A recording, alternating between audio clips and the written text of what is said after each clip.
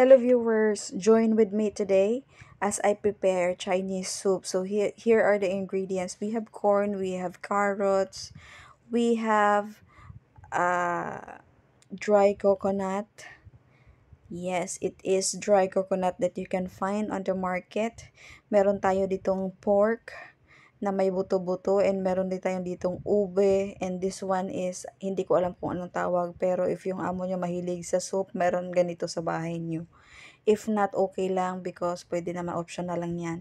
Then, maglalagay tayo ng more water sa ating lutuan ng soup. Wala kaming machine na lutuan, so ito yung ginagamit namin manual. So, kailangan natin super madaming tubig.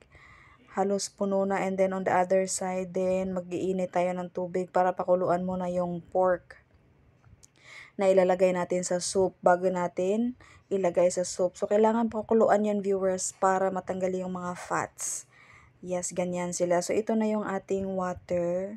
Napakadaming water and on the other side, naghihintay tayong kumulo yung ating pork para malinisan. So, ito na yung mga ingredients ready na and naglalagay pala kami ng uh, orange skin na dry.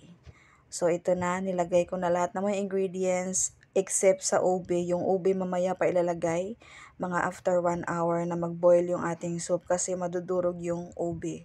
So, here it is. After 1 hour, viewers, nilagay ko na yung ube and makikita nyo na ang sarap-sarap niya ng tingnan. Yes.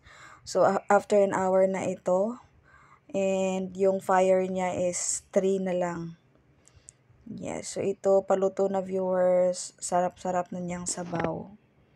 Yes, so ready na kaming uminom ng sabaw. Masarap ito and we'll just put a little bit of salt and a little bit of sugar.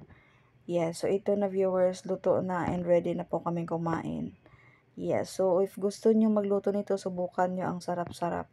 And I'm sure na magugustuhan din ng mga employer ninyo yung ganitong soup. Thank you! If you like this video, please subscribe my YouTube channel.